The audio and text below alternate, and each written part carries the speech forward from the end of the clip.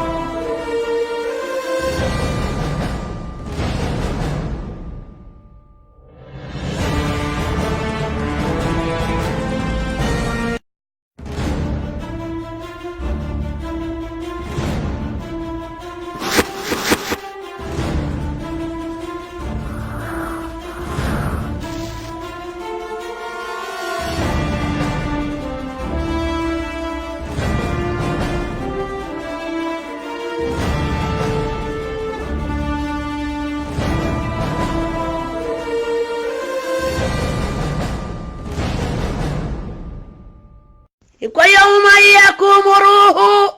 kulu min nan yalbe bilila sama bera lumba ifalo yoma sama bera lumba ifalo lunjumale mu yomal lun sininti ala talla man somo yaɓe dalla alqur'an o to alimiranil luŋola kullu nafsin zaikatul mauta almauta yati kumbattatan kullu man ni alayna fani nilamali ɓe ɓe saya kunan kunanenella kilaman tolu sayate sarla nilama kilinna ala talla man somo yaɓe dalla alqur'an o to kilaman tolu walanna ka faliye fa asibtu annama kalakinakum abasan munan mali da tuluŋo kama wama kalakatul jinni insi illa liyabuduni ma fale fenkilim bata tele adamadunu nun jinnolu fonte ala talla subhanahu wa ta'ala walanna ala kale ittakullah munali silante ala la kulu ma sadikina munali ke tonya folaluti kulu kaulan sadidan munali tonya fo fatiyali kono mun kama yawmal tubla sarailu mina famalahu min quwwati wala nasri kuloli boto be yoyon nalumina momo yemin bare sila baro yite fawla ko yawma yakumu ruhu niyolu wililum lumbai balo yawma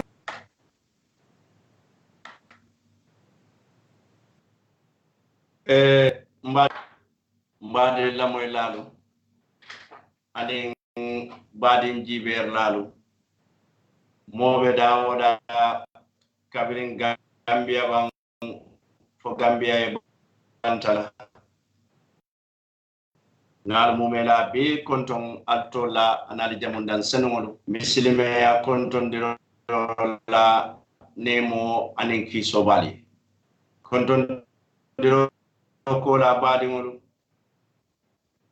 wi fanan nsalay na programme kono kabe fo atemu programme o temi yanon ko abe ka fo wala abe ka fo je nyaali le fata ani fano fenne atara wala be foka wala katara fo wala wo kamara baadi ngodo modu tentulambe modu jayla sako kafolu min yalon ko wolle be din kabe fo programme o koto min yalon ko wollo mo supersonics money transfer bari mbadi won naliyaji be kabe fo ate kana on na wol min yalon ko ngi kacha kata fo arami salungo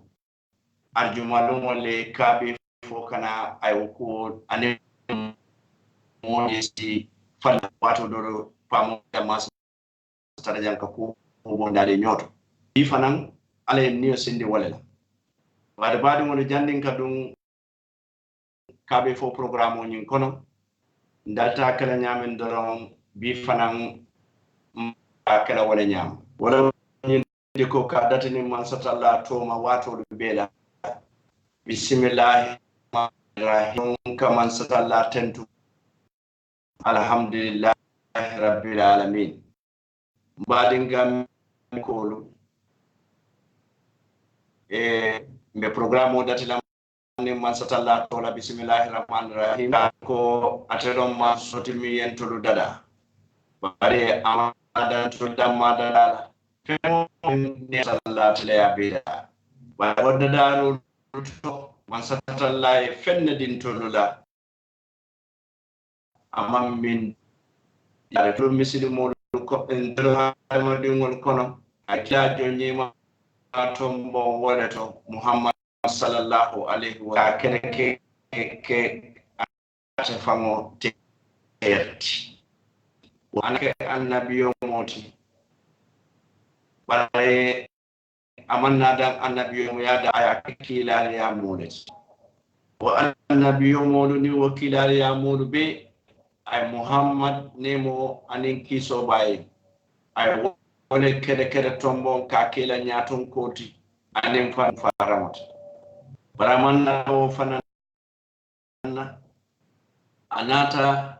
ka fendi ala mi yalon ko wole kumayata femo beti bay be kanyum fa ko fisamante ya o mo ala talati bare man satalla atelle Muhammad tombo mi yalon ka botantoro hadama dimol kono ay afisiandi dadare fengo be nin ko dadare fengo dum ndol hadama dimol be wala kono ando fanan ngaminilu lombang mamminilu lombang ngaminilije mamminilu yemindu fonye imamminulu fonye nin dadare fengo lon dorom Muhammad sallallahu alaihi wasallam ala ya tele fisiandi wadda dar famo be Muhammadu sallallahu alaihi wasallam abotan tolle kono hasanole aya bondi dinkira kote moto asanole aya bondi dafen kote molto andun telta kuno laji bare Allah subhanahu wa ta'ala lan tulku mayado nyenne ya sabo aya bondi tol kono walla min nyanta mabade ngol wato beeda wala mo kaman satalla tentu kay anin kawa andi ani na nyoku tole mini yalon ko sasa tollo nyintemboto dolbe laari lopitano to dolbe suwo kono ka ala dani ko Allah subhanahu wa ta'ala se sasa farla wuli kay jator kende andi na hakilo bulande fanan molula mini yalon ko kunun ni bele be dun jang bare bitem feja dolu le tata to nya dinkirato ndelbe nyoso so anen ko pasu men keta dunia walla nyin sabante furel min yalon ko mbadi ngol lem dolu falu dolu balu dolu bingamolu dolu kotolu ko be min yalon ko telle tatan ko kilin don nabi je mi yalon ko nse wokke noy ando ninga wokke na kem famole bayrin do la be mo la lalet na kunti bade aten min fanya wala ni modu tata foy banta ebuka fengo fenkeno min ka futela min manka duwat wala wala ya sabun tol mume bembe se ka funyola ka duwa wo sabante furele fo Allah subhanahu wa ta'ala se la sonea ka folo na kunti ba fa Muhammad sallallahu alaihi anala saibu ani muslime sabante fure to mal be ala mari Allah subhanahu wa ta'ala e nemo ani kiso ke dundi jannatul firdaus badu ni mo bota be Allah subhanahu wa ta'ala dani akote bayrin atano manso mi yalon ko ako ngadani ni ngadani wati akadiya yele ando fengo feng ni atara diata alay wala salon ko ntolo hadama de ngolde namanta be ngol be wokol wala be ala dani la bi fanan nyin nyawala mi yalon ko afele ngadati ni bismillahir rahmanir rahim la nyin nyawala mi yalon ko ngadati ni bismillahir rahmanir rahim la fo asen tankaje nengola masibola bare mbadani la fanan asen manta ben nengola kayrola ka kandro nyina abulu kum faya kuno atano manso mi yalon ko akala jongolo ker tamin ka ala mari internatolu be ala en be bulala wo tombondir jongol ko nabe minul kandala katuko man satalla nata e kanda setano marufo min keta iblisati abu kay filinde no ando ni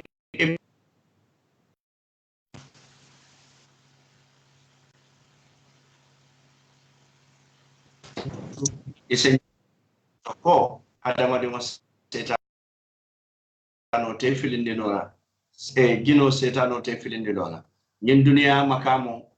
dunia kodo na fulo anin dunia na darajo nyin kono tije min se filindino ningil e mari se la fanan ko sulu saji malu sayolo anin kalabantelo kilinte talla nyin ko no min yalon ko ise filindino badi wonu mbesede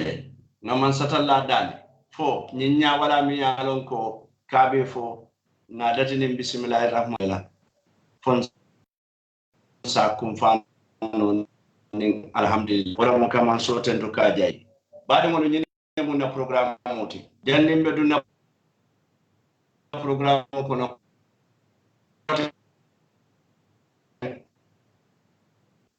mbela filaka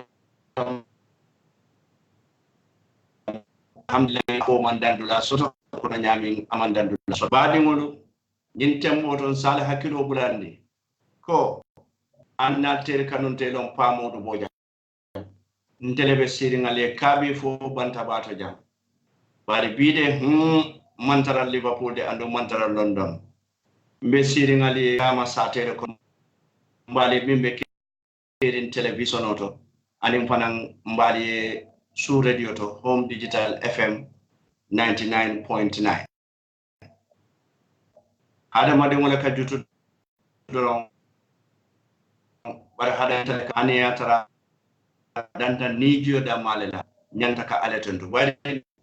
ni nata jibe kuma jamal le fota kita ko mo jamale kante fan kuma ndi birinta tan Angleterre bari mbota nan non Gambia mi yalon ko kili woti ninni modu benta isen nyinen ka don jumale be seyda ko ka sey munto janne munte yatin tes tananne biri wo pe tate ko pa modu mi yalon ko ya deport nanne ko he wala nyinde ni e dipoti biri yen dipoti man samba sare yen dipoti man samba mortani yen dipoti man samba man na wulu banko do tan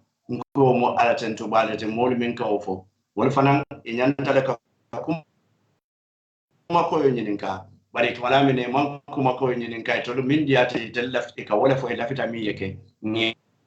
e bu yombi jan ata ko jam fanan tata anga omo kinol wulta ko den dol pa modu bortale pa modu bo ko ko dantale danta ya wato lamto yade mun wala da ba bi balani ya jabe ka wato ngalo ne ko boro bandale skata ko min ka modu borondi afamo e boko le was goes around comes out so wala iko ye mbor bara fele murun tanan kote mutum malum ibe mun fola kote badi mo la fitale ni mo be diamu la wato lu bela kuma sinkilo mo tata dindi so kuma sinkilo na yela bunda kongo kana bunda yela so ala amunta mo mi ni alon ko bim futata teri jama lebe ko ko manke la moy koy botale ngol ka be data bortalde bari nata fana mbota minilla nata le man kuken yo bade won nza donna o kabe fo kona munta birintu nata flighto futata Bangkok kan tara nyato wala mun kibaro mi yalon ko kibar kolenno munemu kibar kolemoti kibaro mi yalon ko kibar kolen kato ko birin nata nga tarale mi yalon ko Olo Bankola founding fathers. Ikafo mi late Alhaji Sadauda Kairabaja na futo airport na tarale butung iko yiriba boita kunol janjanta. Ni sunola dunta Bankoka waya sabu bimbe kering makeno kombe mfanyondin nale mba kutla mbe niyosi arjo wala dami yalon konsina ngarizo ntemela jambi pour ngana nalanga do mon demfo nen ala sonta tenel lungo wala be kala officiality wato mi yalon ko mbe mimbe kering edition o samala lena bari mon Gambia banko ala ku bale ken ya banko ala ku asakeno wala jongo aya kentoli ele pour nyin kamala nga wala data wala da nyanta talal bari ni aje nga nyimfo folo nga wala da jama le tanyin kon bar Sadauda Kairaba Jawara kabiri wato mi yalon ko abe balori min man foama atarimo wala fotaba andu wo fanan fam mo wala dalet wala da ba min man fola atarimo wala fota so wala way wala da min kinye wala bunyente kon to Gambia dingol nseken iya kalati andu mbekela iya kalati nyadile mbekela molde te min yanon ko lota bankole e man dina jibe e man si jibe e man teri yajibe e man nakaro jibe e man hadumo jibe e man kodola dia jibe e man dunia la palaso la kulia dia jibe bari fanan e man ke molu timini yalon ko ngani ko min be fo ay ke fa wara modo to pour que to ludammaje nte di letter I walla nak man ninka kawoto nte walla surwa kawoto man walla fula kawoto mbimi ngamira wolonde fulol ga pole mbimi wala munte adatita watu jumale adatita 1994 de kata but before 1994 nte man soto nyimman soto min soto ta wala mu ntoluti andunga nyim fonko ndoto kukuto nene mo soto kukuto doro mini ala ko tambita wolle ka murumuru nan ye fankenya kukutote bari bali mo Gambia banko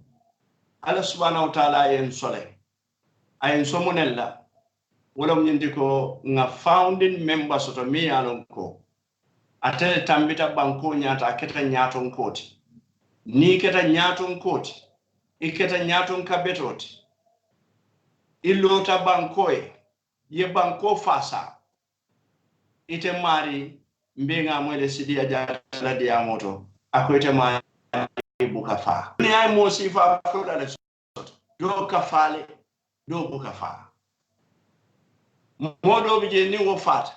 aka fa la lele sidia jata wala fo wala kake moti momi yalon ko mo buka la kuje e hakilo be bulala la minna alaji be hani sate to ne du to loje du ta jo mi yalon ko modi ke famu na fana ando modi yalon ko etele ya lo o du ta jo da bada ma ka sabulete to buka fa baburin duta fa boto duta ngata no fa ba ke ba duta worke to muta sako banko barbadi wodo to malamin na kunun ko anin kunun nyimbe keta sangola nyimbe keta nyusunolet anda be keta dualet ka duwa sa daudai fo Allah subhanahu wa ta'ala senemo anin kafaro kai bari ngani moy kawandelal ako ni molu bentela sanga dolata zanaza ni molu tata bentaji jamaa kamim foila kuoto imuolet jawara moli ala munef moli ala bete alaf moli jawara la munef moli ala hinolef moli jawara la munef yala leadership quality defo moli jawara la munef yala lack of corruption neta wala ma man jenke moli jawara la munef the respect for the rule of law kan na bankola ruwa mutaka horma moli wala fo jawara la mon nata mudo ye munef fo jawara la koten wala munyinti ko aman nepotism sambala kuoto hana afansum baadi ngol ni tata do ko nyinola aka fo ile kala apply moli ya mune fo jawara la kuoto wala mu humility moli ya mune fo baba jawara la kuoto wala mu moti mi yalon ko toleranta amanke moti mi yalon ko tajirante lem aya jele ko nyimban ko mbele dentala wala momo la miro betiyata jele ata kala ko nyinirbe talla janne ko nyindon la miro mambetiya nyindon wolle la miro betiyata baba jawara e banko modi beke kilinnet andu ni ajen kale ko fengo fen ya jamme man sakunda titartala fengo fen nyim man sakunda be titarlala abeda sinkiro wota muntole baba jawara badi mon mbele ngamo nyola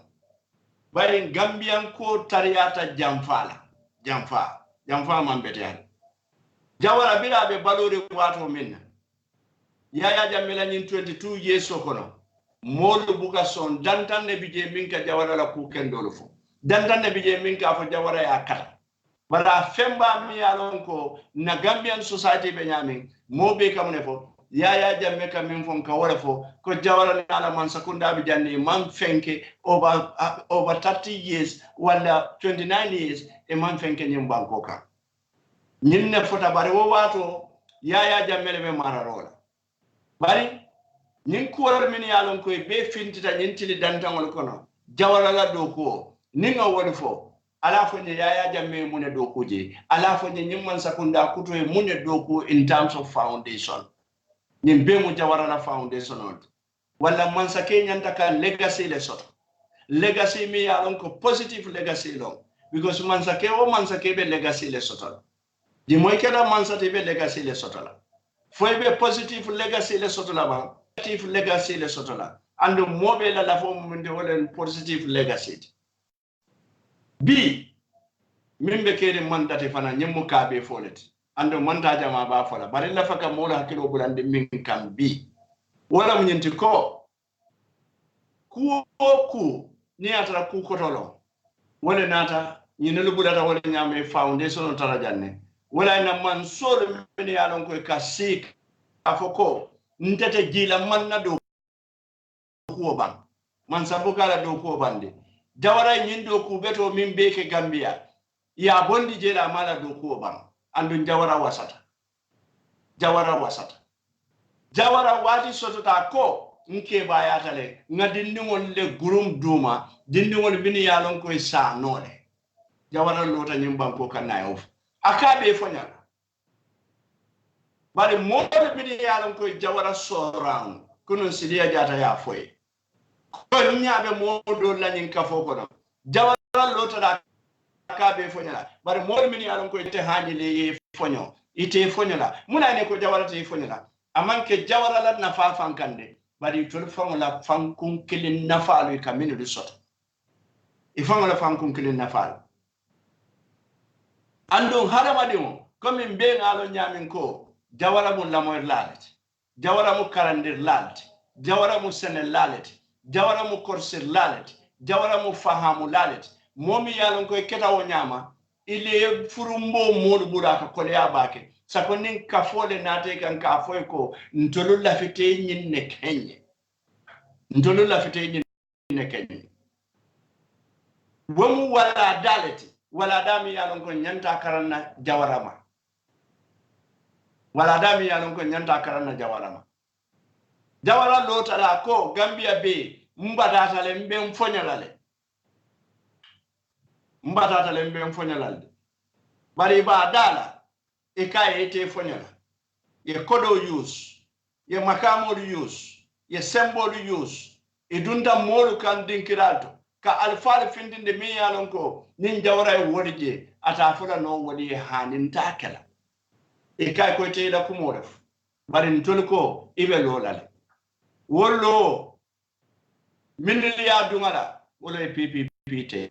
wala yaya bulu wala dunyin impas kono wala adama sambana ntanda hakilo tulanga wala dalu ta kendek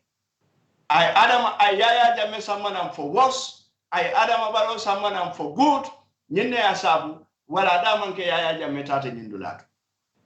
nyim wala adamu jumalle tata ndolo Gambia dingolo anin adama baro nyim wala adamu ntolle tata iko alin be ngaji bede nakaro mambete awala nan kale ko nyimban ko ka wallahi ala koros ndol ka min fan kumande tribalism la ndol malo mune mu tribalism ata nyimban ko ka wallahi tribalism te nyimban ko kan sifatan fan so man soto nyimban ko kan minulu ka for interest le beje wala ne ka push but there is no form of tribalism in this country alin ni ga muna nan ko sifatan fan so man soto nyimban ko kan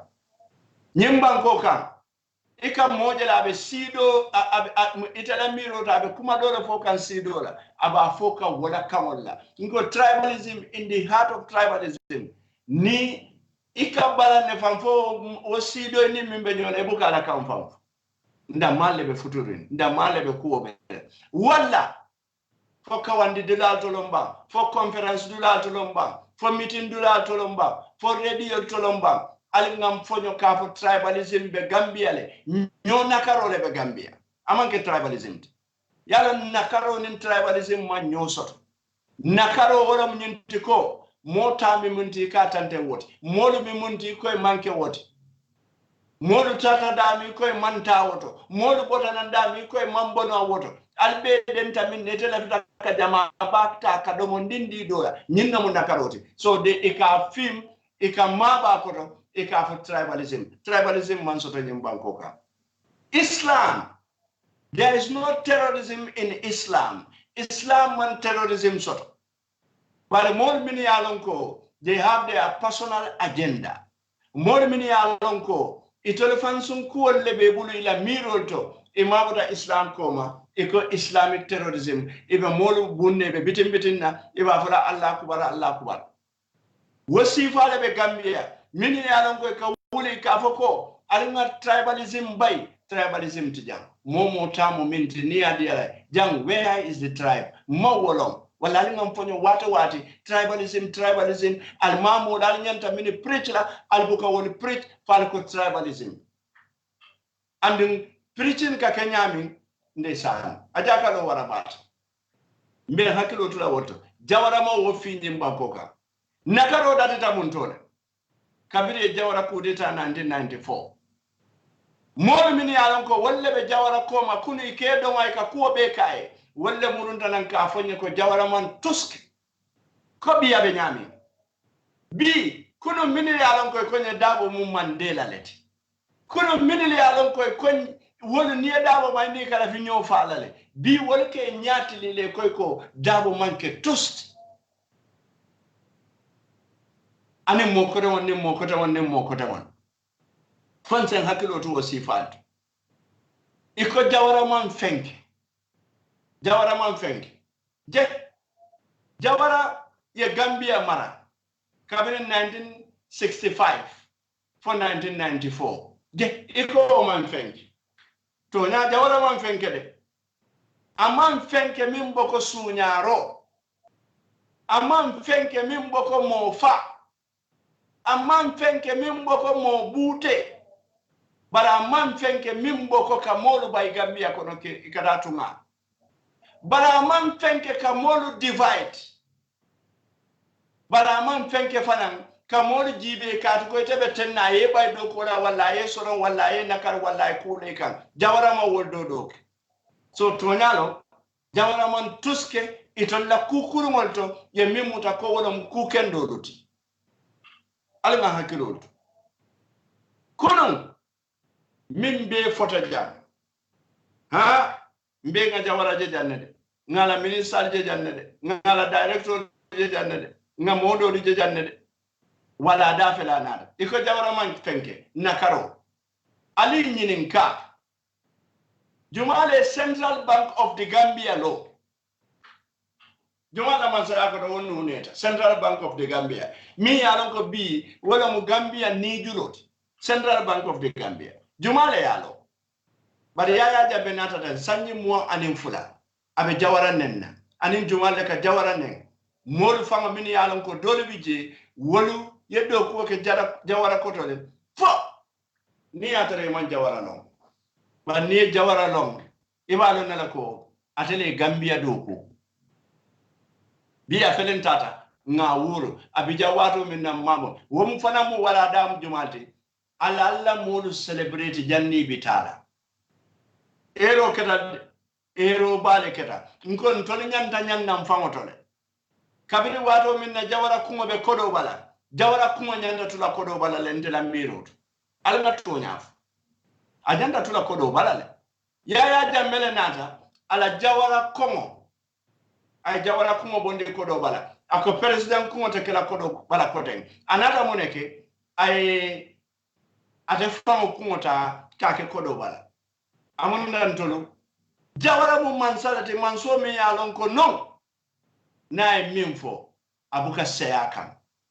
nteni ngere ntete sonna nyinna bite ka oke sonta ala ka tambi ka fo min le kunu nte sonnala nyinna mkoti bite ka minke nte sonna nyinna kunu bite kake ka tambi ika fo min le ko kunu nte sonna nyinna muna ina wobekera jawara nganyonyi ninka ika man fenki itolle fenki ye jawara la fengo be nu samina nyim fengol min be nyinin kala tan jumale worke ala fo nyi jawara ma muneke jam ala fo nyi Central Bank of the Gambia jawara le ya sambana nyim banko ka to biri be banko di la wato menande san tuba bor kon tolte mfamo sambano la mo masi na fanko masi na karanalo masi jawara le ya tandila ko mbe mfango sambano la ntolo mbe mfango sambano la bi wo fete great nation ti wala jawara Yaya Jammeh a kodo bondi kumo bala ay jawara kumo bondi kodo bala ayate fan kunkeje aten ka Yaya Jammeh remember munella nga Yaya Jammeh remember nala jongulal la nga Yaya Jammeh remember nin jumalla solu ndaw nga remember nin jumalla ma hawa chan nga remember nin jumalla Basiru Baro nse continue fo jande wato mi yalla ngombe bolaja mbe kontika bari ning démocratie na nga Yaya Jammeh bondi ji jannali bite ñun na bato kula njangol la ka ken na kodo bala alkamune paranoid pour kana jawara kungota ka murundi kodo bala. This is why I'm calling on Gambia pour ka jawara kungota ka murundi ka ken na kodo bala. Ngo Senghor ye mune ke Senegal jawara man min ke Gambia la fanyama Senghor Leopold Sédar Senghor ay mune ke Senegal jawara man min ke Gambia fo Senghor le kuninta jawarati fo Senghor le akata jawarati wato min ne laftan ne lafan kan na banko ta ka dun Senegal bulu wallahi nin yin ke balda katoten to ni yen dun Senegal bulu bi to non bi ndonnin Casamance be talla konti kilin bari yin ke bal anu ni raji be bita Senegal school jelle bi je min to la Leopold Sédar Senghor international airport ato mankeno Leopold Sédar Senghor ato mu yoflet inate ato falling eko aéroport Leopold Sédar Senghor internationally molkela icon celebrate le internationally muna nan tolten talu celebrate la Nina Rajibe, you go to the stadium, Dakar, the new stadium, the best stadium is called Stade Leopold Sédar Senghor. Well, because of the paranoia, because of new nakaro mimbekering, neo sifa we sabo ha, variaro mobi mantranu jawarakan, for mobe benun Senghor kan. For tubabo la mole mini alon ko kumol be la kodol bara for mobe ni wollo. Dunia mole ka soto mobe ni mim, wobu ka soto dunia kono. Sombe hakilo tula waleto wala da bane munyinti wala dala munyinti nyinya min tandina wala munyinti fananko nyanta ka nyam fangonoto nyanta kan na mobile celebrate Gambia janka mobile male celebrate in the Gambian history juma a mobile for mobile and tolubulu nyanta min celebrate la you go to Senegal they celebrate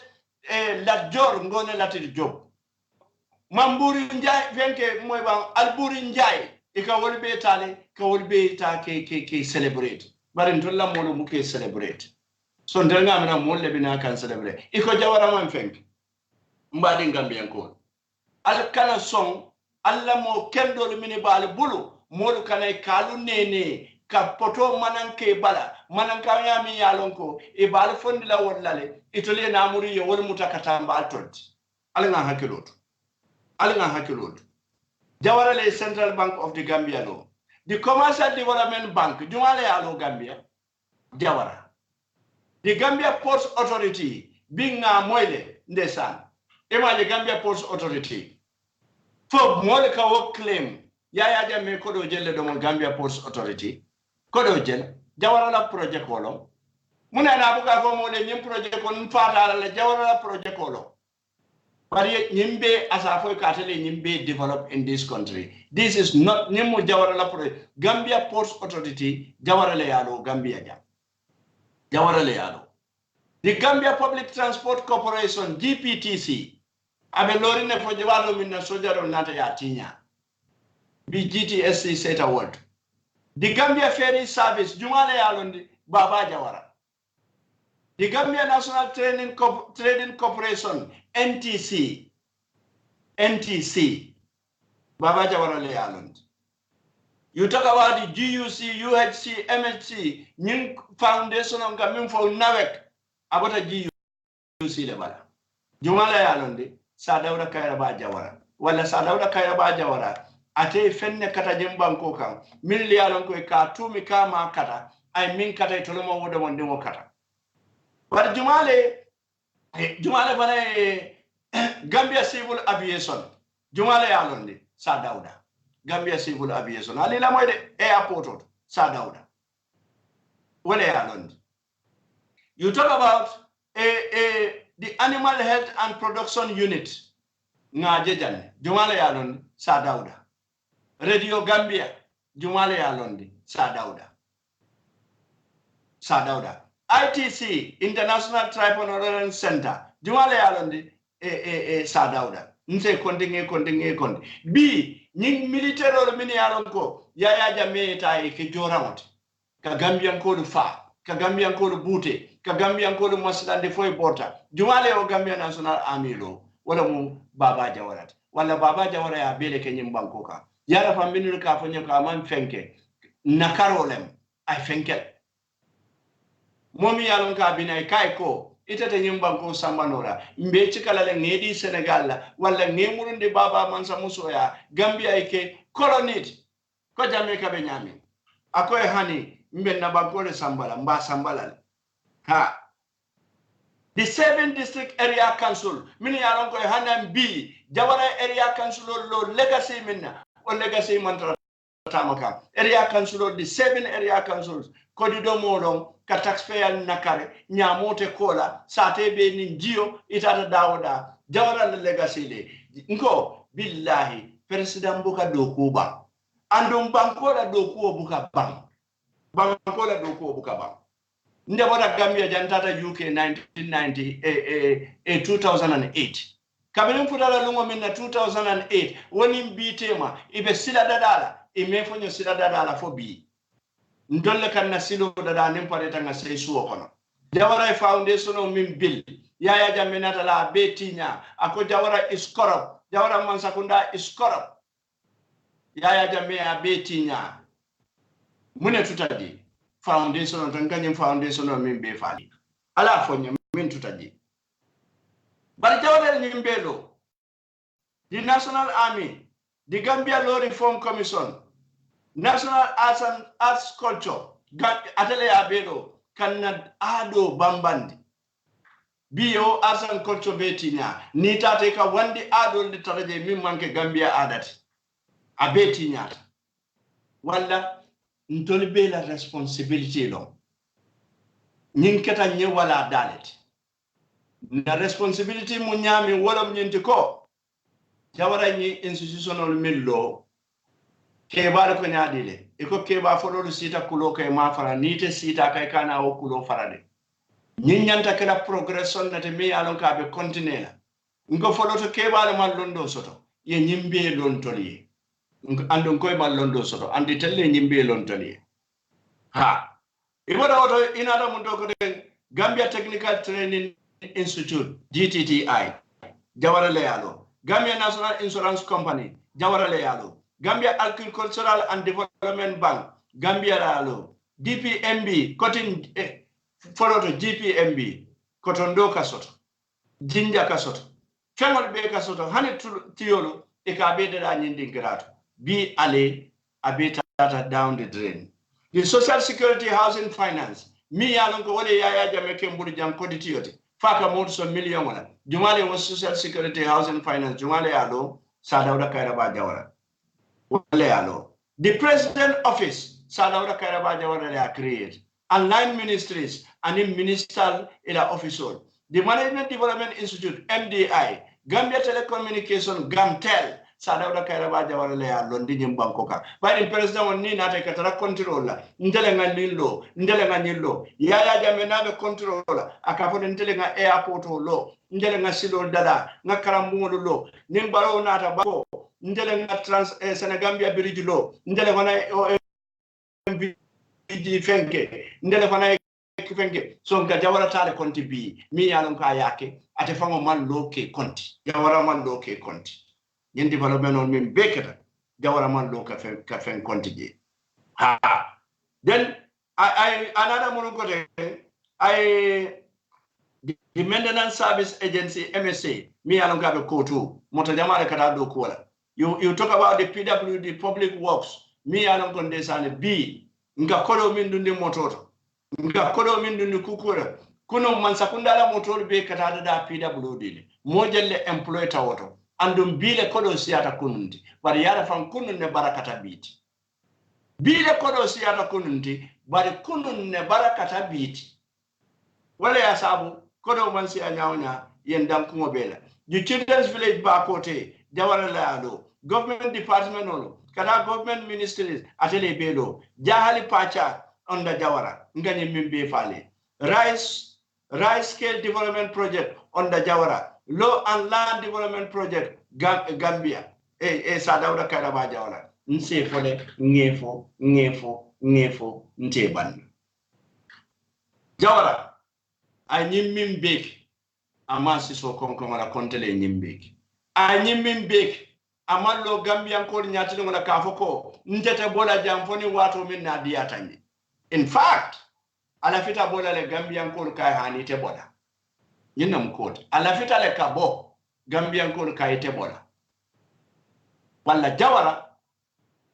lo mansomi yalon ko ay Gambia bondi dibo kono nyine asabu kabidinte fotota airport na kibaro sote ko sa dawda kayra ba jawara le banta na duma jibe nga samboji en ko the light has gone we remain in darkness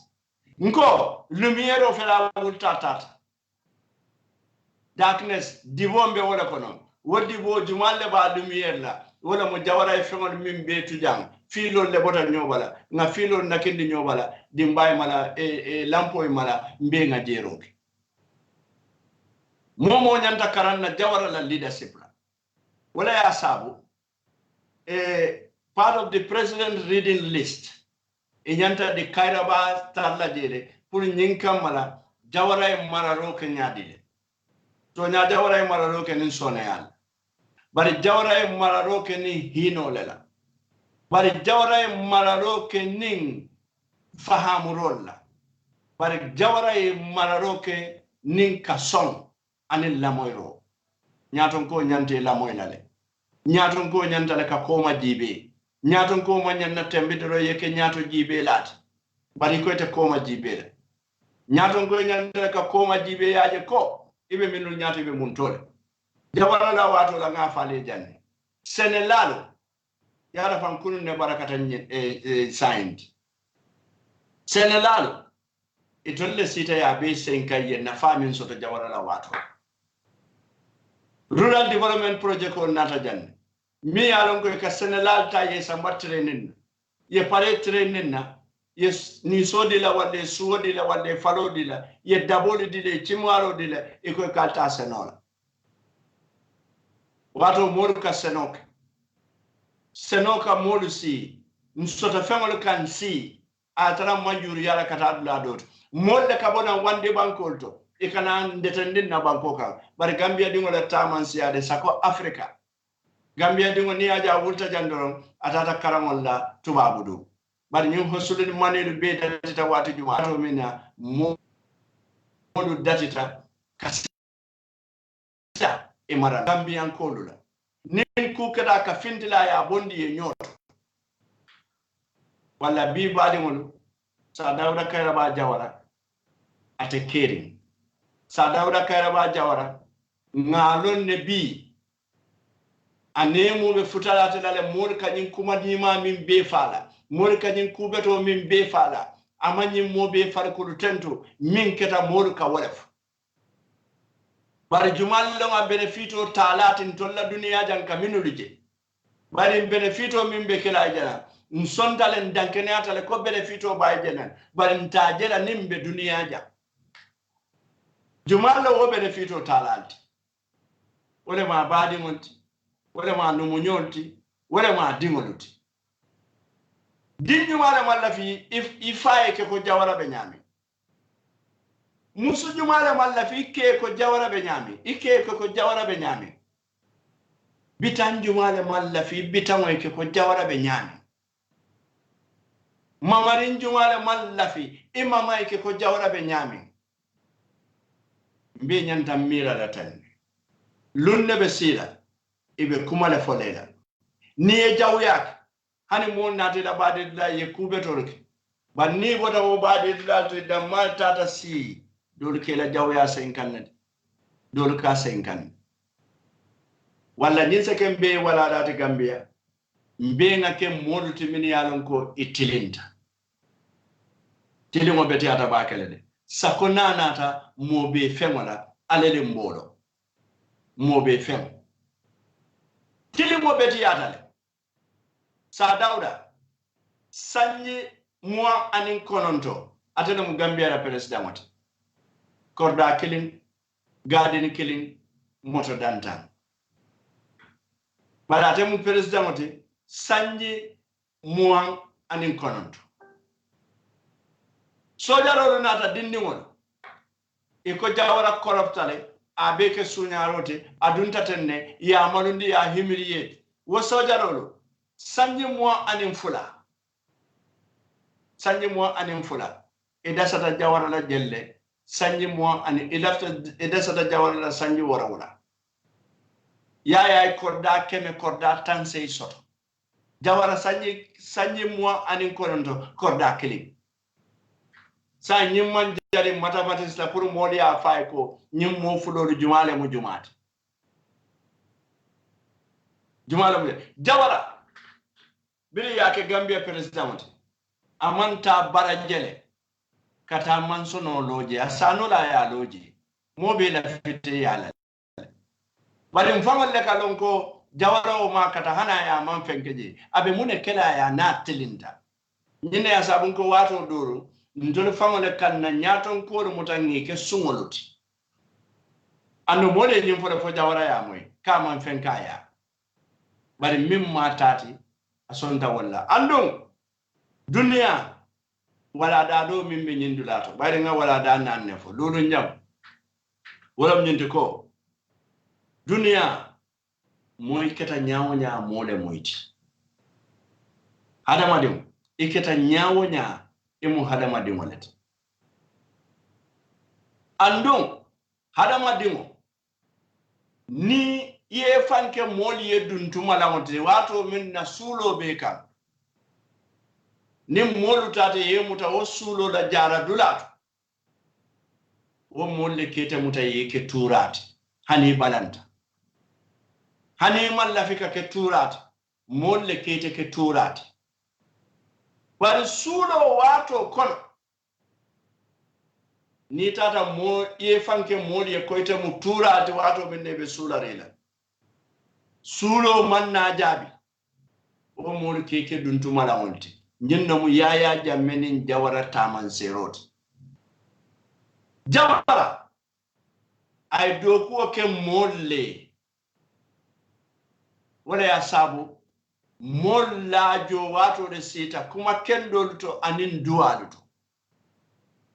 yaya jamme ay do ko ke afamole nyinna ya sabu kabilina tata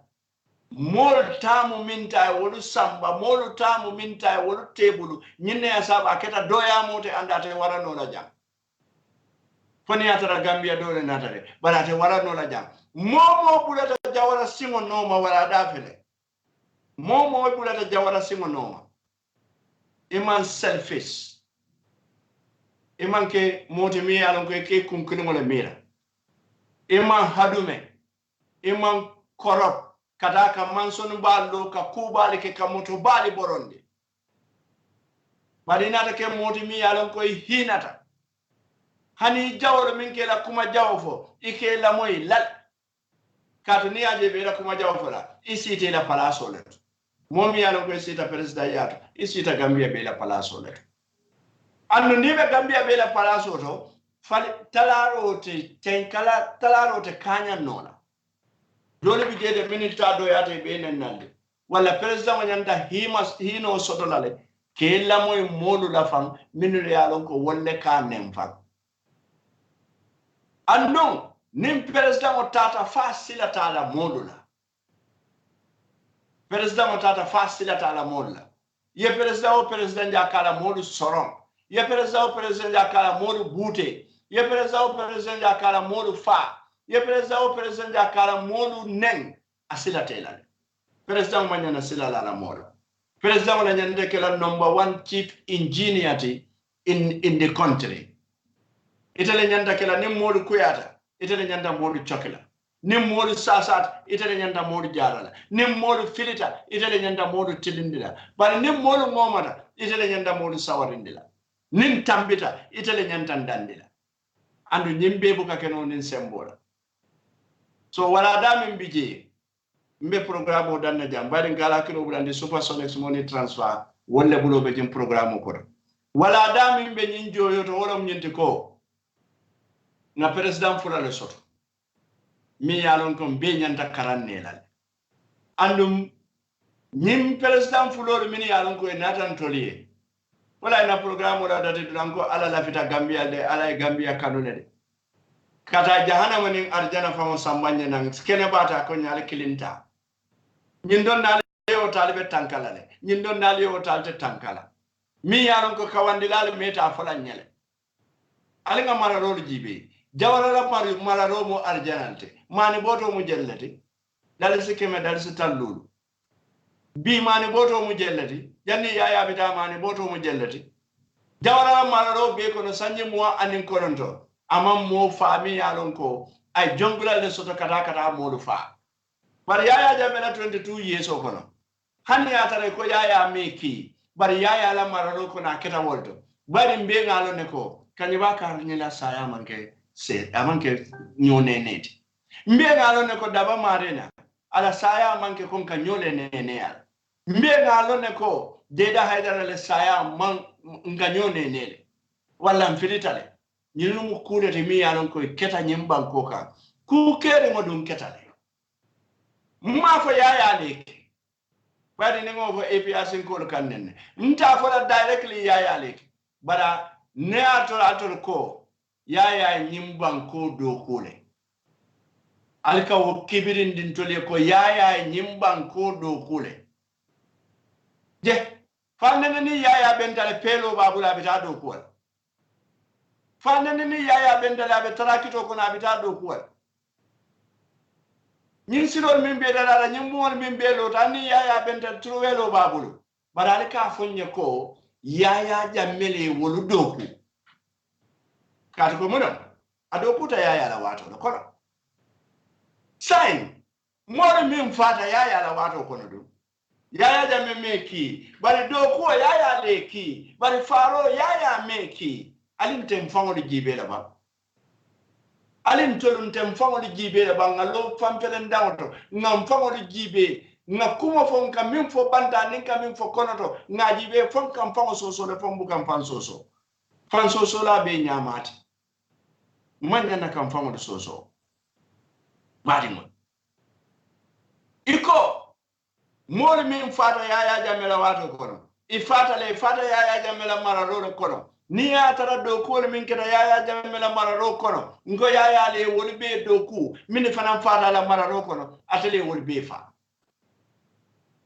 muna nan tan sonna kan to nyafu atele woni be fa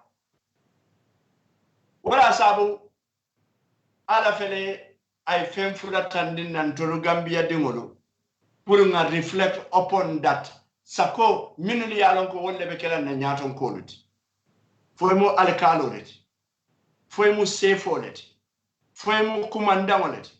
foy mo police kuntiyoleti foy mo député leti foy mo ministre leti foy mo vice president woleti foy mo president woleti ni wala da mo mbede tata fengo fe yalon ko keta maralat ni keta jawarati ngam kuto men be fala itari mo infurese sumoya din kokono ila dimbali se celebrate jayta kera kumbo kensa wonti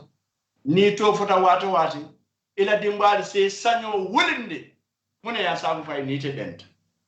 wala mune ya sabu ibotete bala bari ni nata ke maral lati nyimban koka ikoy be yaya jammela bulo le tala min fanan keta yaya la wato la ngojel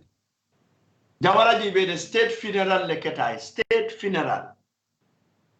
wala keta jawara nyimban koka bari nga yaya jamme jelede kabirin min manke yaya famot a wuluba kabirin a banta ikoy ba sambala na nyimban koka aketa chochoti dor fanko amanya nanara atara wuluba man fenke bari yaya la mankuto wala woita ala storo wala boita anata nyindon tora fure sanga ke hakil tulat nyimmu wala dalet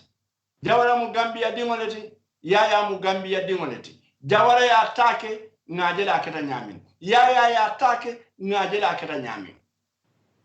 so walla nyaton kolu atol min be nyaton kaya nyinola ani minul bi je bi wala da fel forote bayla min keta wala kafo andu nanyanta kela aka kele so mbe hakilol tulale na jawara la nyin quality jibe mi yalon ko folo hadumu kati kanye mo bute min beji ikaje ka silela banko modula ikaje ka diamunin forcela ikaje fanan ka murun ka luatinya abi tata nata abi be fudure mune koto wala mo hadumot ila fita ka fen soto mi yalon ko ite mo wosoto so ikake muneti ikake ngabalaleti ikake ngabalal andum ben fonyala o ngabol yaya jammenin jawara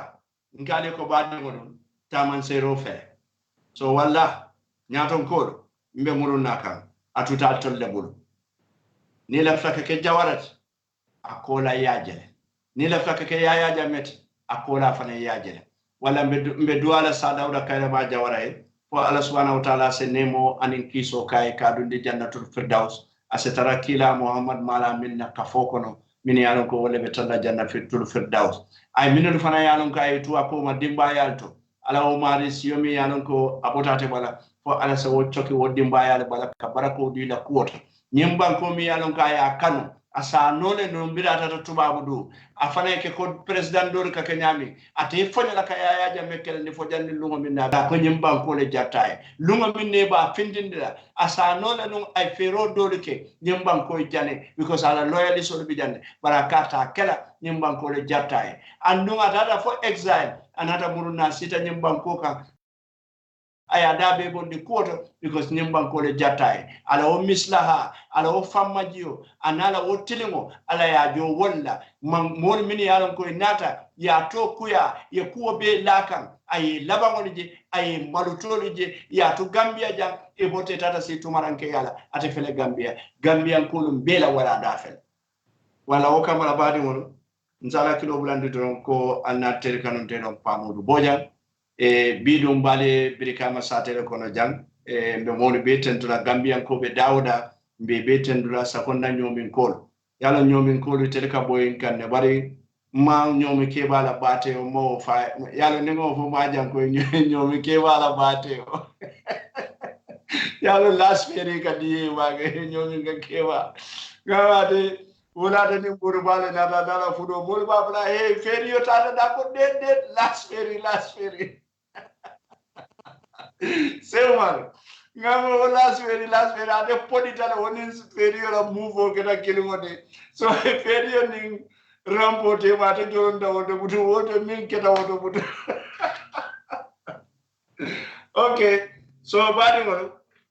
mbeda fofana se microphone o murundi Seuman fofana kan. Isaje ko anale nyomo e telephone la fanala. Anna tere kanun delon kabe fo butun kibaro do fana be mbulu jammi yaron ko lefta ko fana bari man sakunda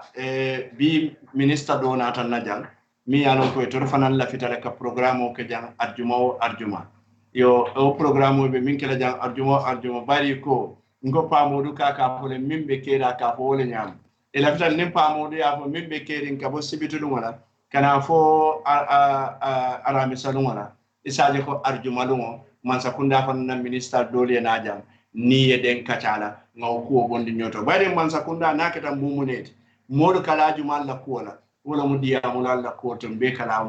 wala sai man sakunda ko te kira mumuneti ko tende ibinale ni modi diam andi ni modi be diam la dami wala mu sure dio te ni ala mbc arjuma wala o kamara don semar itamuro itasubo mbe tentulan mbe jayda abaraka bake fonen ala mbe nyosi wate ko tena abaraka abaraka bake Mr. Bojang abaraka bake lamoy lalu min yalon ko be lamoy kamutun mbadingol bi kabe fo aya follow walla bar bidum bunda e doron nin ala lun kotala wol ngol fango programme ni fon be commence la membe kering bidum nga follow nin kabe fo la nataka mol konton kaytande mol la ko anata la kota kede bawo ka borsale foya boy ya deport nan follow rapport na Angleterre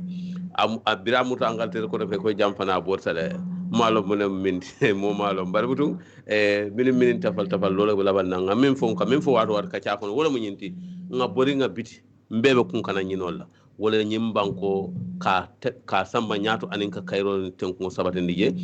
butun jalnin ka telephone la yele ka fo nyamen membe caring comme aka sata wala nyam man sakunda ko salam nate lokumo bedia membe caring e telephone mina sata la membe caring e bina o kala ka fo janne butu sa bunda be le mobile ni radio mum bele tati ba lota pour ka gambe ko karandi bara man ka pour ka nyo bale on don hansa don se telephone ta se telephone no wadi mo la don 6399 130 6399 130 9388430 do fere ngaw jibe allo assalamu alaikum. Assalamualaikum. Waalaikumsalam. Ko ayrato. Ayrato to di mani be kirkam min. Deguma. Jumalem. Ala sana kindolo mbusumbala. Yo bayro da radio talado mandi imamu yakakuma.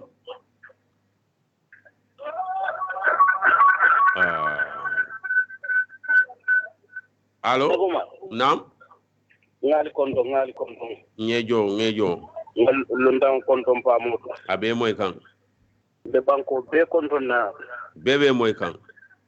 Sa Dawda Kairaba ba jawara. Altala ya da fango enni. Sa Dawda manna do wala barajaliye. Amanna do wala abadi nguliye. Sa Dawda na do wala gambiale. Tonya akita nyame akita wala nyama doron. Barsa Dawda flango mando bato ala man sole sin sorinda nyongola. Barsa san bi ndolla nyato ngol wala fa fenne la de. Wallahi wal man banko je wal man banko mo wala sulo lon fan. Kadu hanimbe men kono ten sai nde. Ile banko be tama ko be mano data la molien. Ibe marchandisol data la molien. Bar adri wolu ngoni mbite ma ko mo bi ka fo kotake. Dawda du. Tini kandi sama santo do banko be balula sa Dawda fe. Ngesan alma yam fanu ko. Wallahi nyen na ko mota fono le ta dandula fono la mo ya long ide men fola ma ite ta dam fono la don abaraka bake amin allah ya rabbi alma banko suma la amin allah ya rabbi amin mari altala firdaus dai amin allah ya rabbi rano hormona barako amin ala baraka bake okay do be bunda to ngota allo assalamu alaikum. Alaikum salam naam jumalam ndalam bu way ko ma ko ñu ka yawa okay buba bismillah programme ko no ango Salola afala amaran moy ba ala ni mal fala amuyen jaali ya jabe do fo fara do fo mo ba di ba fala wala ala man ñef la fanam wala na ken do di ba kan ngi ñe daga ji ma ba yalla ya ma ji ma para okay ta ñu do ma ji ma fala abaraka do fana be bunda to ngo fana jibe butun hansa diaspora wala number obe 9813609 9813609 wala bare minani whatsapp la mo kana call su konon ka kana call de min yale be bantala wala be call la su konon call la silo fele do fele allo assalamu alaikum. Wa alaikum salam. Naam jumala man iben klika min le mo war salaf da wala sal radio tala min ka kuma je inu mbara Bamol kontoni dewa abe moy kan afanya welcome wa wala mtonya yes okay go like Seuma naam pamori kumo banne nimme kumo mo ya ko arajana ni jahannama na ranne ha jawra tamu arajana di ya tamu jahannama di so sila murar barol bulu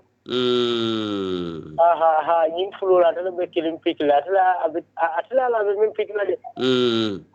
bande aji ko jawrata pikde wala fe mon mon den buto ñing akita be ñala wala muto ar salfa barka bak do fana be bunda do fana jibe amin allah allo assalamu alaikum allo hello ha Sigmar naam jumalam awñaari mbe jaay to dum nde musalem musa ben kilikam min farado okay musa bismillah kan ci candido mandi okay ongo Pamod la kumo akami foten. Tonyalem jawra mo kendole ni. Bare mbafula pamodi ko. Nata ka ba joji la ko ya jamum jahannama molati. Jawra mo arjana molati.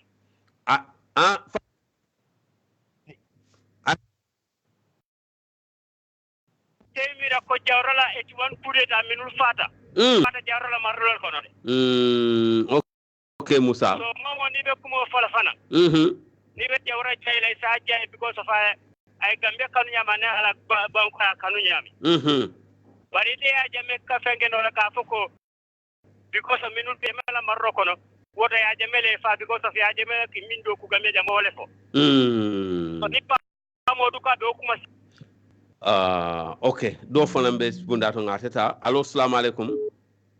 Wa alaikum salam. Yes, jumalam. Egumal. Naam, jumalam.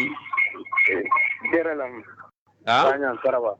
Jere Sanyam Faraba. Okay, Jere. Bismillah. Pamuda kuma bana. Ay kuma kenda balle fo. Pamudu wali yoldi nak. Mpena wali mutale.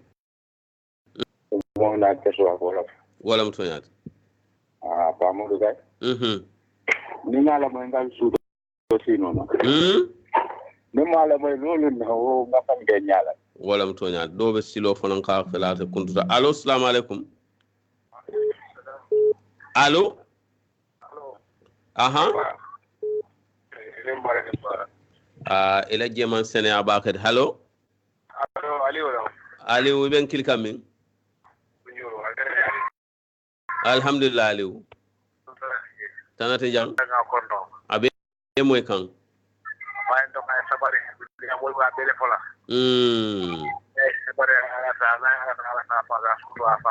Wala mutonyat. Inshallah.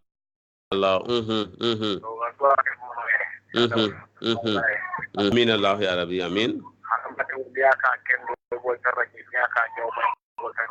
Wala mutonyat.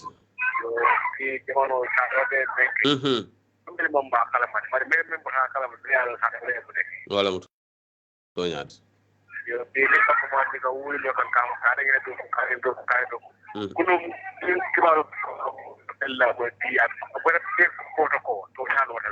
Wala mutonyat.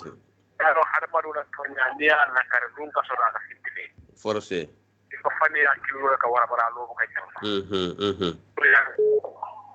Abaraka baka mbadi. Wallahi abaraka baka abaraka. Do be silo kan. Allo, assalamu alaikum. Wa alaikum salam. Sey Umar. Naam, jumalam. Karamo kubar ko bismillah karamo. Yo mo ngon kontan bi bak. E mo kende. Kontan tan be sewore. Alhamdulillah. Ang pa mo jam kama ka bir kama kontan tan maga po en sewo. Wala mutonyat, wala mutonyat. Because kamiren pa mo tara Angleterre. Kumo bele fora. Wala mutonyat. Okay. Iro ka ngara ko yamoy. Namra wol fana adi potnan.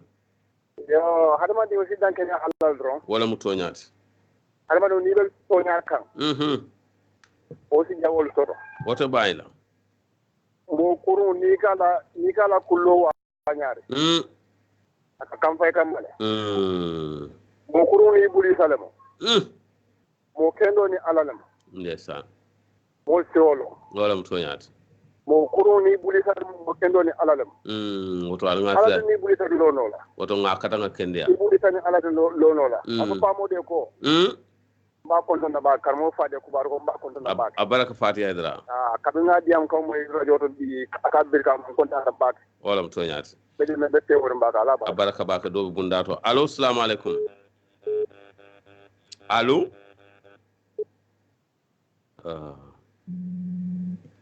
Allo. Hello, assalamu alaikum. Wa alaikum assalam. Moro ni mbara bake. E mo kende jumalam. Ndelo mfode damfa. Fode dam fa ben kili kamin. Mve brika mo bohol. Okay, Fode. Ya lo lapta men fola. Gambia no lum tolla ko jahalo warta de. Ndolu ko mo muslimo le tanin cristiano. ñim kumu min be fota sa dawda ma ñin tili fulo kono mbe tulo ya moyle ada mon fo mbe ko ma sa dawda min be ke jam be nga moy par sa dawda bota jan lumi nan tol kilingol le nan dong nga bulolu kosi wo bota je ya jamne min bi ka fa ketete ndol gambian kilingol le ba no manum be bulo kosi la en be borla nabita la be to nabe fintila e wota nga kilo to bi adama barobe siri ni mu bita mun tole sama mbe mune folo woma ala nga daji ko kem fangola na christian yal ni na muslime yal na wulu muta ngake anyama nga danke ne ya ala ka kuke jombu ka kuke abaraka do be bundato allo assalamu alaikum allo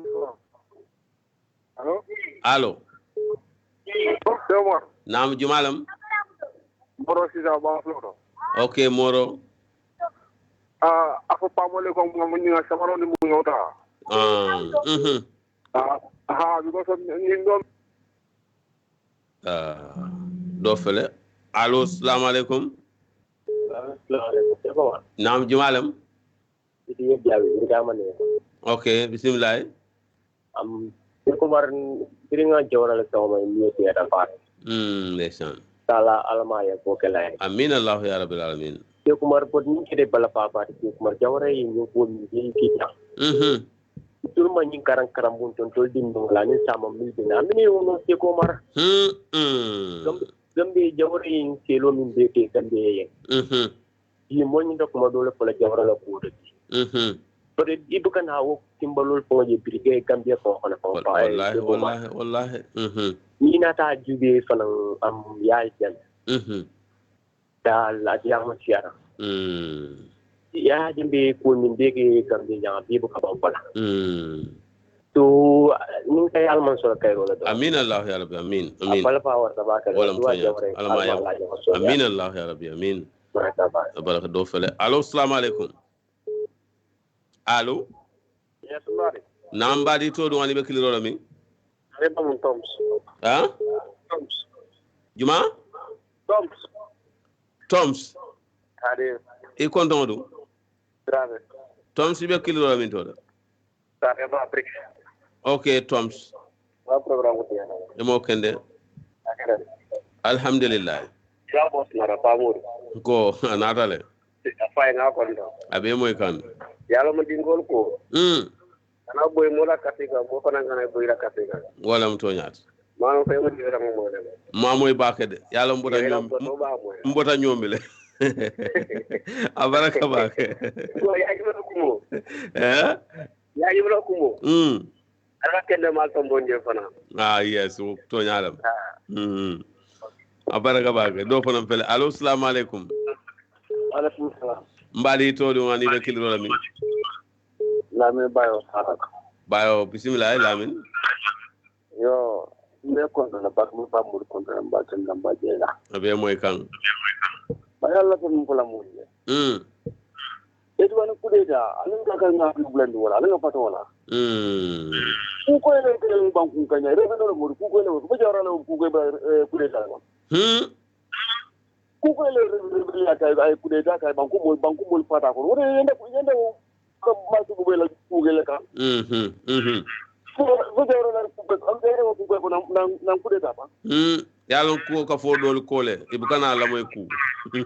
am la tan ko wala ko ni la ba mo bala ngole ati wana ku keda alin ka kan no haklu blanda ko mo ku kam bon ma friend ni tonya baraka ba kam badi ko so rebel lolum ku gele ngenda ku gele mu del ya fa man biya ci dem da ku gele man ay la soron wala fa wa ko do yalla ngo baraka ba baraka badi do fele bundato allo assalamu alaikum allo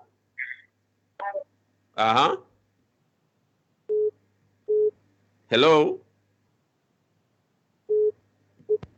allo assalamu alaikum alaikum assalam mbadi to do woni be kiliro mi do saja sanya na timbe kilo la birkama jila forest saja sanya saja bismillah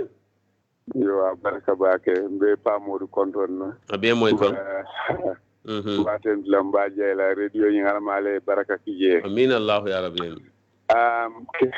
fana be deman nim fayla kumo nyinto be fukata ha ndolla nyafano ya jawra tara man sa aponole bay ngala hinante yallon ha kan ba kalama ko 1977 ha muso bakaw ye muso fundita ye yiro la nya wala ko daro kata state house ye yiro la bo kalama ba kala fil fo solta jita tata muso noma akwe kanema yebula yes son ni jumala hani ta okay after 1994 jumala si hani ko kanyi banku kan after 1994 jumala si hani ko kala ni na kala project to kan benul comment do ya diam la do ya nam famon la man ko tolem jawre RDP samana jaruna development project program ha ay yin kan ni sol bi mo la sato provinces be tout mo benis saretol nin sol wallahi saretol nin sol wol be kata jannen sol fanaari mo le kalam to RDP o tiata jahal pacha project o tiata gadano na attitude lo fonse o falinde jawara mu daha fonti na attitude le fani jawara mu kendo han jawara fon yaadu di mo ila tay mo pay la tay mo mantora manso nene dala in press conference do mo la after 1981 coup d'état wa tara ni jita school be do ko ay yang nen ka mo do la ko la politician wala ngoti ako ko na lomba ke la loi respecte he's law abiding ndesa dungo mari fana lonne ngala place olom place jumal baba kapa no ako jawra kanao but jawra insisted on saying that Womari he is so that of coup d'état he is law abiding ndesa jawra ala nyaasi langole soto ha bari diga boto jawra la man sa soto me ala tongolon sako ka ala mira please man sa soto because first of all ite nata ye kuma dima fo monde ye mol muta ina to yele mo mol ka men ne do ye sa ye timbali akela mol ko te fala mbo fala don ite don na we banko be ta ma ko mbe ne kala ay la do ti nyam ci me ko mutu daw bala mo ta mi ci me atnya ike manke lanna mo ci ko den ke bilje lo be hanke ila dimba nyaati ko ni ne kala ye wala to nyaati yana wallahi do ti ite mo nyante de jela nyaati ka ko ya baba ma no mo nyanta challe ko man yo so abaraka okay barna technicien de bi ngamra man la fi nga diaspora ta kato man na telephone dina allo assalamu alaikum Alexa, jegomalo. Naam. Mola di isfasama. Isfe ben kil kammin. Kabafida. Ya lafta ka lafande ka laka jado. Amin be fo ko ganun ka ko jawral tam ku tol kada. Mam balan ko ku jo kada bari nakata e ko ni nyende kada silo minna. La fakalo na fawdum kada famanke natare jawral tay mul la fakure rakala andu inata yo mul muta yol muta ba ye fala ba ye fayla ba ye fay polono ko ko du yeta makki jol la takolo so kendi min be diamu ka nat la man jaw na ku jawlo jaro ko nat la diala asafo amon balante yol lo balante min lon ko jawara biran kureda kala mini be kureda mil be ake ayata makki jolla andu mamu pa mo fe panaje silo ta mo mi damale njogum tidola yefa mo da jawara mo da bilen no wala gola mo to nyaati ya no so wodo afa ko la fa ko alo na da ku jawla ko asafo okay abaraka ba ke mbadi mo be na la miro la nga na sa ya ngum so nyoto idea ba man jaw ya plate ko na ku jawla la ko da tam mo le yallo baraka baraka do fanam fele ngota diaspora Assalamu alaikum Cheikh Omar Bamfa Camara Paris Bamfa Camara Paris okay Bamfa wala mbal konton na sangala yesan ngejo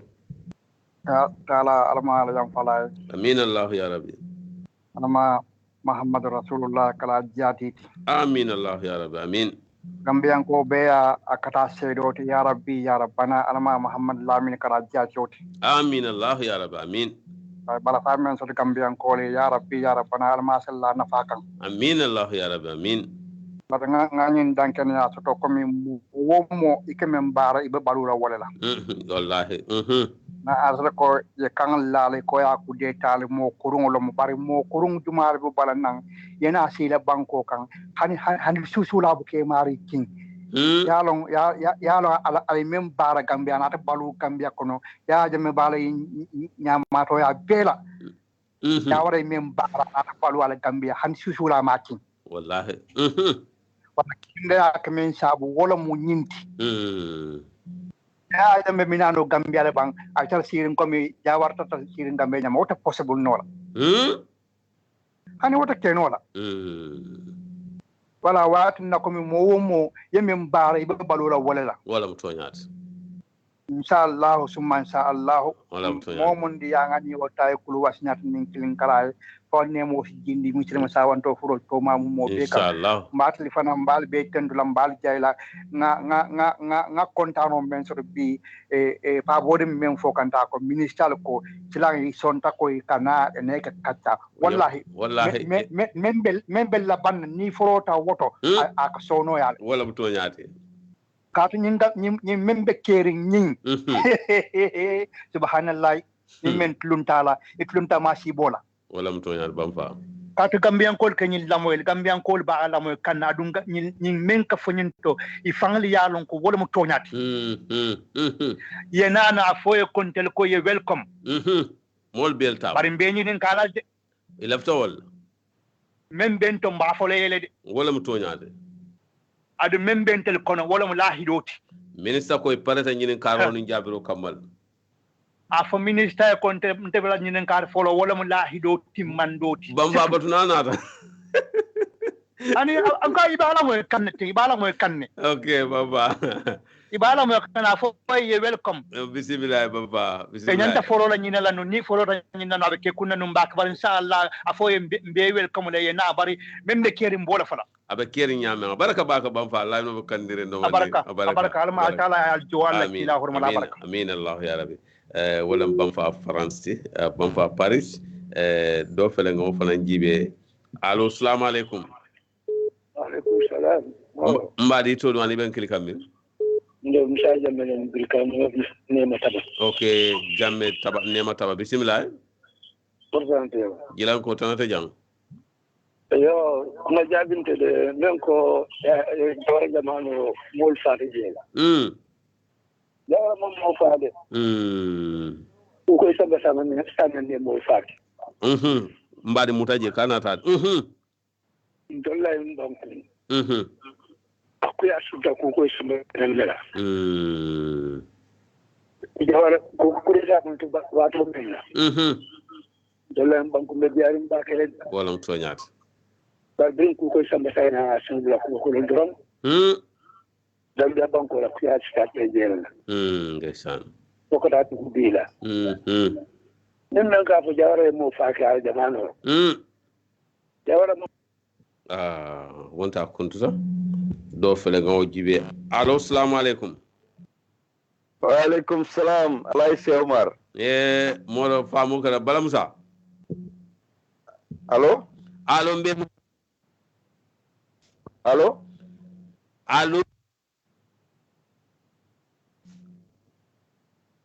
hello Musa mbe moy kan fo bu kam moy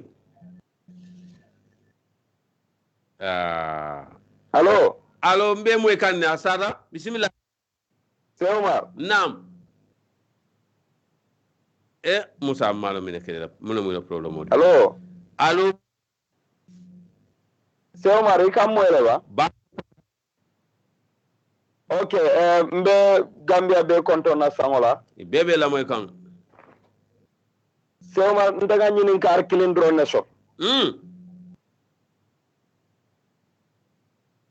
Nko. Ela telefono lo mtent. Hani Musa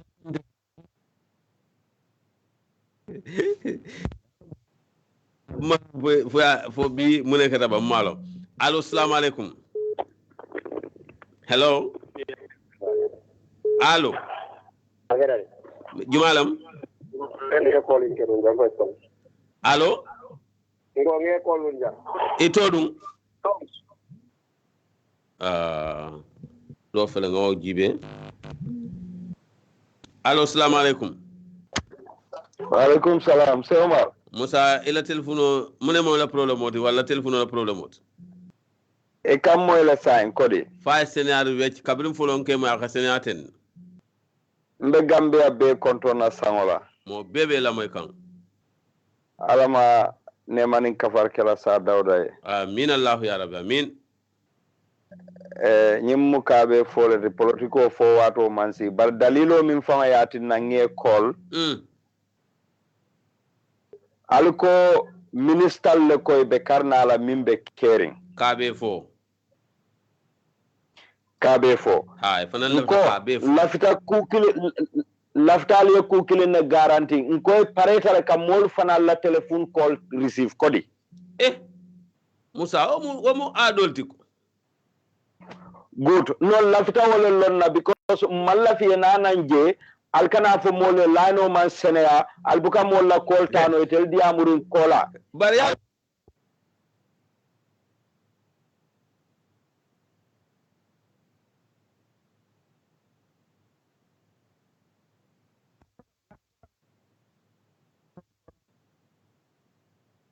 ipareta minna pour kana kanyi radio kamol kasara kamol tinya kana ka kumo fo mole miliyalon kate kering andung ni radio bi mimbe kering altel fa otante han pa modu fa otante no banko beletam banko beletam so mbe kumo min folale minister minala je ite kuma fode nenama min fo mole sama andu nyanta lon nako be diamu kan Gambia dingulle andu Gambia dingul be nyinin kala wala ke sijang. Very good. So lafta wala guarantee o soto lal bulu doron. So alse line ol parendi telefono lali e charge batirol kana bang ye molla call solta. So flanya ni e call ke farato ako pa modu ko yaya jamme be jannaba jawara be arjana pa modu ma wofo amo yalon kala fe mo kalila moy. Good. Pamodu be diamo min fokan. Ateni ye kolke. Namira atele kijo farata because hani moma wo right so de safo no momin bita jahannam. Moma wo right. Bari jawara ni yaya jammete mamba fala kenni ya sabari. Wol manke moti min molse min kompeano andung aka min foko 1981. 1981 jawara mamofa ila kukoy samba sanyam. Yaya jammela buroda. Wole faro ke Gambia jawara mamofa so please mbe danila nko Gambia ko yalo niyaje ni dufangol be lole ko ka yaya jamme defenle fente fo Adama Barrow ni ba tammedu ani Asan Jallo wolle lafta Gambia yabula bari mbe min fole because niyaje nyilbe nyim fola bawo jongula solle fintisa nan iko yaya jammele keki ka molfa ila député wolu lota ila APRC la kebalu lote ko yaya mammoki bari min ko yaya jamme man airport o lo iko yaya jamme lalo yetru welo je yaya jamme bulabe bloko la kan airport to hani de moje to min ko ay mofa ko sala kan o wonka faro ke walla ikamune balan ko sa men kan ko fa fay haruna jamme min fa minni yaya jamme denta ay masi jamme min fa minni yaya jamme denta wolu dugol le fa finti lote ko yaya jammele famani binki fa kala la fu APR ko le sabari abaraka baka Musa bar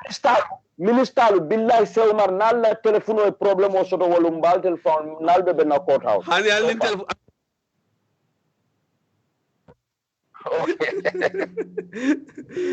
Musa do bunda do ngajibe allo assalamu alaikum. Alaikum salam sewa. Naam jumalem. Baji e konton subano. Baji basen muna baji forolem fo baji basen nem fo baji soralem. abe moldi baji foro baji tora baji basen abaraka baji basen bismillah baji foro na pa mo du konton abe moy kan ya bari kundale baji kundan kol yo okay program ko maya ta baji e mo kende monir tol kabirin din kanye ko jawara atema problem soto bari afanan komalan kolu dol beje wole fuarol batande num bak ndesan wo fonse jefo jawara e gambia dingol falam nu jawarati wallahi e fa nga kram tanu nintata no borola no makas kwaya ta ko ngata state house ngata jawara konton ta baba jawara konton ha bari munela talaba karam bunto dindingol wol dolla alfalu men bukela karam mo dolla la karangol katinya kaje ko ministal nyake hakilo tula o subake mo be se kanyan karangol ka tunto ni dimo bu fuaroti pour ka karanga ko koleyale de ndeysal par panka malu wol dimol kataranyen karambun cendol to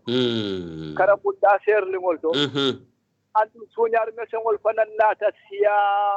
factory to dawda hani saro kaje suñalal bakan drong ita ta drong dawda gaswer suñalal fanan be jana ngaw be sede a janne andu police kunda to fanan to chodin siya tan nge baki no fanan hani tori sim bunda to e bomsal men ka taraje jamaatul o benna ke ares ke samba ke kitindi ka don buke kende ke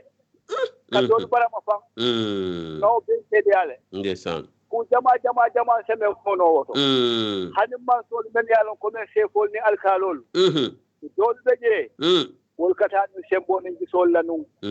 woto mo mol ma fahamro ke luwala karola bake ndesan woto silam be nga kata nga fahamro ke nga hinante ya soto nyoy nga bala fa soto nyoy ngalam to yaat na hormone bunya di nyola na nyumma sakunda to lafta men dai fuaro jelendi senelal senelalu wala mu fuaro ti bi baraka baga bay furo ando wo man na kala fuaro ya je bi senelalu bu kay japan so fa soto no moro mu masi bo balati wala mu toñaati woto ma kunda ya kata ni billahi ni adama e seno jirwandi jam ko senelalu jahata billahi wallahi pour ka adama baro boy ndado kala no ko wolti de wala mu toñaati woto adama baro la masa kunda ministal kata mo ko te me hani kata men be duma ya kate seno bunda fasa okay abaraka baka baaj foro abaraka wato fanam be damen say ngamira be last call nga diaspora fana call fulata je donc allo assalamu alaikum wa alaikum salam jumalem ndele bu moro drame milano okay moro ala moro nge konto mbaki nyejo moro mbe pa moro konto na baki mba fala welcome back yo nako mo de siala baki ndekay be na min bombandi dal matro wala mu ko sa dawda ko mo membe keri ni nga sango konto pa banta faida bula kilinde ko non kumata bake pour président sis konko ngi ngay bula sa dawda len ñum banko ke jangam yo momenti bi yo so de ni de ba fula ngani ko ombe men kele sanji tallu ñum pour mo maaki ñum banko kan sa dawda e bundal mel lon ñum banko kam bi gambe dum be balu kala bi be yalo ne sila ñaba hani men ma wulunu e jawar la jamano ñum opportunity leti be yalo gambia botanan dami jawre do ko men ke katina ko gambiano le ke kilindi ani ñim banko e futanam bimbe damen na e paali kane da ñing koy ni dinno ma dinno men yalon ke ma opportunity sur ko jawar la jamano ji because 22 years ima ala moy jawar la history ko no gambia ndeysaan ye history ni ye mol mislead bar opportunity le mu bi ngal ñum banko même be foto jang ndel condamné da bak président barobe siring at lo bala mol men ka mol ko ma kon men ye kununje nalo ne ko bidate nata ndel be ñi expect ko e jawar lo staple men fotala ko 22 years président barobe na wolle murun ni nan gambia di ngol kan ko men fotala 22 years be wala kumbo njilan teta ndeysaan nataji silo men kan men be diaspora jam bin de leketa e banko jawodi bar kunu president baro man ka jawodi nun de ndesan ndel sifal be siri njaw ya wandari no mun boyta mun fang hapunta state house because na president fali ndabule sudo kilem rek malo mun keta so mbe ñing journalist le danila direct from here on please ye gambian ul sensitize ngalon ko nga ñinke nga mano ke jana jaware en tili bondinan damen na inyande wala lon na police na ko mole ko nga gambia develop ya ni amoy be bungulola mole foundation o sing ni amoy be manola la kabo ndele man wulo wato bari hanin tili mine jawara do manne bari kabo birika makatan tili la bolom bal ko no la fo basse sila sifa min be nunje fo jawara ya ko tan nun damen na pa birika do fon jelen hanin tili men mu dinning rotuma ndesan so nga jawar la history continue kabu jan silam president men be nala ali do ko ke nga ñoo respect kana ko be jawar do yandi la mo le banko kan goto keno la president baro nata 2 days before ya ala ko woli jele de alota ka fu mo le ko sanji talul nim fula nga ko men ke ñim banko kam mota mo president ma ke jang o wila ha fo kele all together tele men ke but opportunity fele ke bal nata oje nata sidie jata nata kay tan di president baro la ko benketa banko nyin kanjanga ketante li nyala o ngallo ne so ye do foje maybe na ma karan wata mala fana nga dolo njele silam so mbe jiri nyine la ko president baroda siso ko gonda gambia di ngone ko nganyinke because nte nganyinke akante batandi bakele because diaspora sai ko man fenke ko ndil mu fitina bondilalle adum be jiri ko tumaro inshallah nyimbe danna silan ka bo janna kata on ala umar ngi tentu baake mo be siaru mebi dole be laano wala tonya bal bulal jam okay baraka baake ye kondo baake nga pa modu kondo ba moy kan baraka baake hansan don 6399130 9388430 diaspora 9813609 9813609 be telephone la falal demanding hansan ni be tenten kata ko se domandilla fe kan katum line wol be continue mbakale ndum programme kunya do mal talati abonta wonte wo kan mo mal talati say 9813609 9813609 wala 6399130 6399130 wala 9813609 diaspora la mo kana wala so kono de nimi mina western in diaspora la donc se do jibe allo wokuntale hansan don se do jibe be abe su nga jibe nafaneta allo assalamu alaikum allo kuntale hansan don 9813609 9813609 wala mu diaspora ti 6399130 6399130 wamu sulati 6399130 sulam wat nimin lefta commando kala sudron isinani wala 6399130 wala nimin lefta nala diaspora bina 93A9813609 nimina din diaspora la hansan don dobe bundato ngaw jibe mimbe na kan mata cika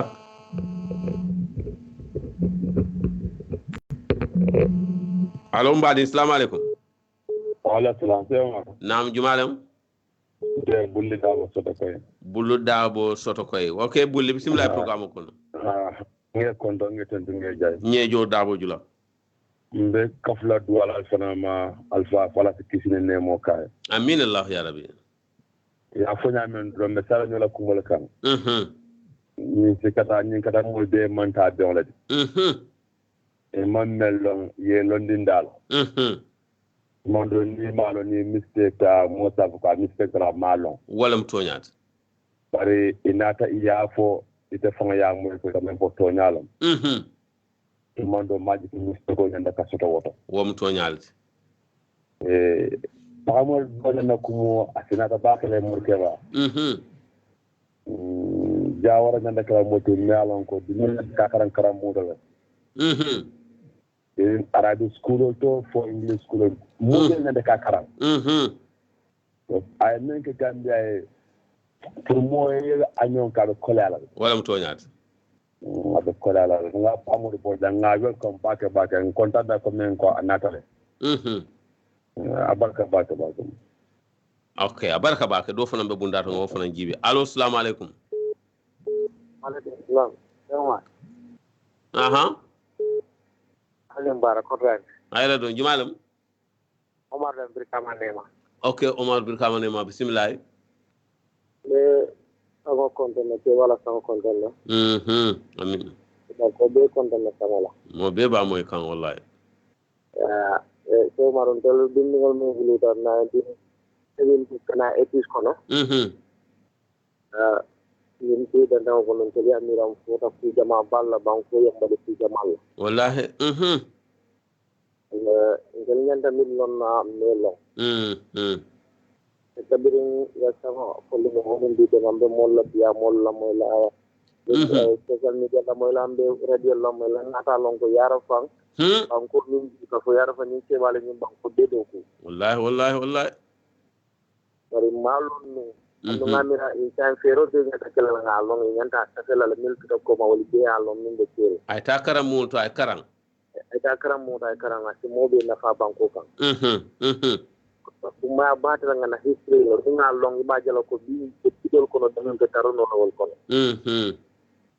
no be rek la kuma do be mo le la ko de banko alfa le dani la wala okay wala mo yalon de president ni de kirinte banko mo le de nga ka so nga tindi ma tindi banko ka wala fayda ha yani banko la tindo mo danda tindo to mo garati akunde kay tandara ko yalla be lafrila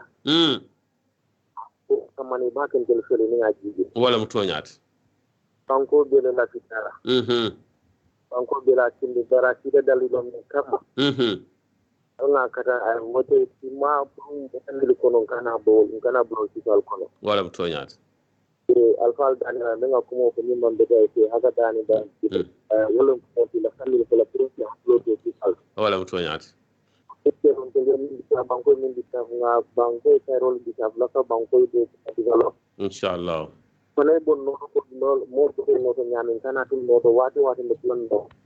abal fawata don ni dani do tambe alfal dana wala ba ko ci upload to ko okay abaraka baka dabo abaraka be moy kan abaraka butum badi wala telekatan na last callati tumala mine doron radio do ko atemu watolti kon ka fo nyamen nim program do banta don program do la kana program mi yalon ko wala mu na program ko donti mi yalon ko wala islamic forum wala muslimu akacha wato fila sita fanan kana butanin tankumata do afere don talantan sitale woto mobe dawda nga mol be jay nga mol tentu la commander nya nyimala e menke butun ka mol haklo blandi don home radio lam don 99.9 sous radio anin online tv membe kering butun mim fota jangolam kabe 40b pamod bilang aya kumas kabrana ta banko kan wala na biya amam meno bakbar inshallah aldal ta moy la nyaamen ko rek na muto nal ba moy lo nyaama te nyaakilo nyaama butum mbela ya maro fanan dila molla mole ke la moy lalti kakala fo ko ni ka fo ko tumando ka ko le ke je wala ko tala wala bar ni fon kala moy kabra kuma la fa bandula e ka tata so ko motol ndi ka fen so de mi fo la ni ko mandro woto mbado ni fo la janga mol be janga mol tento al tolna control don ka faale don ala baraka ba ke be na masin taman la min ben tam masin muta kan angateri john nga tentu bake mi yalon ko wala be jang sadio fating o fana jey bak nga tentu e nga pamul bojan tentu mi yalon ka tele programme de da ka fintindi telefono ne molte mal bade ma sew ma fofna baflale ko ala baraka bake fo wato ala baraka